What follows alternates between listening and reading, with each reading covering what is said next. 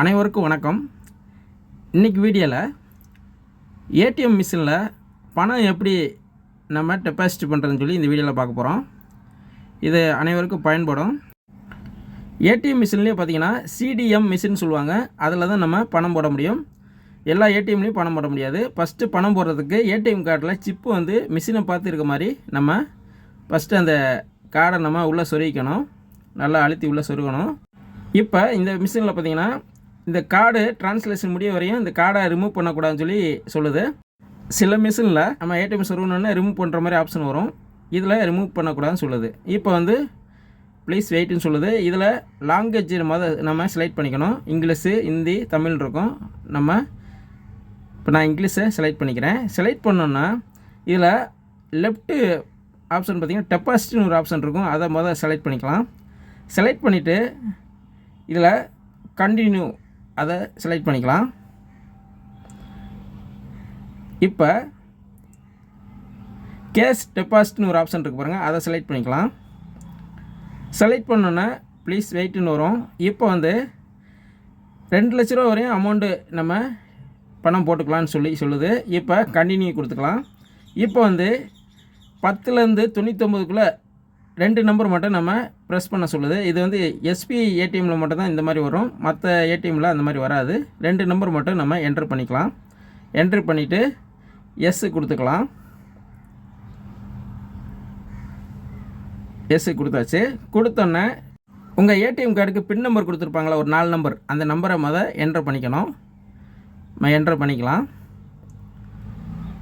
இப்போ என்ட்ரு பண்ணியாச்சு. என்ட்ரு பண்ணிவிட்டு கீழே கரண்ட் அக்கௌண்ட்டா இல்லை சேவிங்ஸ் அக்கௌண்ட்டான்னு கேட்குது. நீங்கள் எந்த அக்கௌண்ட்டை நம்ம சூஸ் பண்ணிக்கலாம். நான் சேவிங்ஸை சூஸ் பண்ணிக்கிறேன். சூஸ் பண்ணோன்னா இப்போ ஏடிஎம் சிடிஎம் மிஷினில் அந்த பணம் போடுற லாக்கர் வந்து ஓப்பன் ஆகும். இப்போ வந்து நம்ம எவ்வளோ பணம் போடணுமோ அதை வந்து நம்ம அதில் கரெக்டாக இந்த மாதிரி ஸ்ட்ரெயிட்டாக வர மாதிரி வைக்கணும். இது வந்து 100, 200, 500 இந்த மாதிரி பணம் தான் வைக்க முடியும். 100 ரூபாய்க்கு கீழே வைக்க முடியாது. கரெக்டாக ஸ்ட்ரைட்டாக உள்ளே வச்ச பின்னாடி அந்த டிஸ்பிளேயில் என்டர்னு ஒரு பட்டன் இருக்கும். அதை நம்ம செலக்ட் பண்ணிக்கலாம். செலக்ட் பண்ணோன்னா அந்த டோர் க்ளோஸ் ஆகிரும்.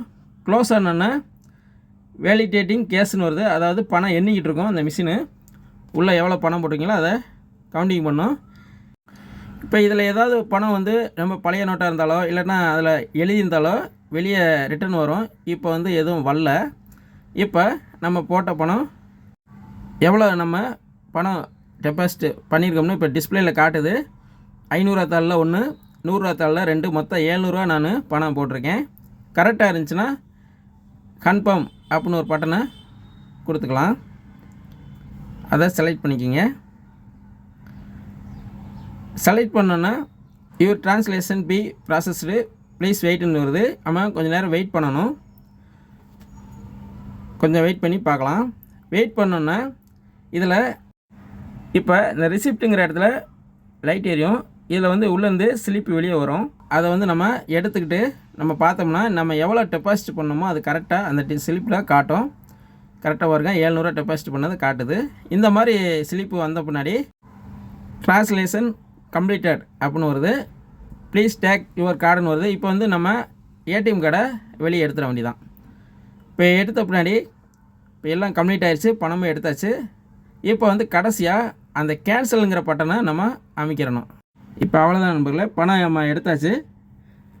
இந்த வீடியோ உங்களுக்கு கண்டிப்பாக யூஸ்ஃபுல்லாக இருக்கும்னு நினைக்கிறேன். இருந்துச்சுன்னா ஒரு லைக் பண்ணுங்கள். உங்கள் நண்பர்களுக்கு ஷேர் பண்ணி விடுங்க. மீண்டும் அடுத்த வீடியோவில் சந்திப்பு. நன்றி, வணக்கம்.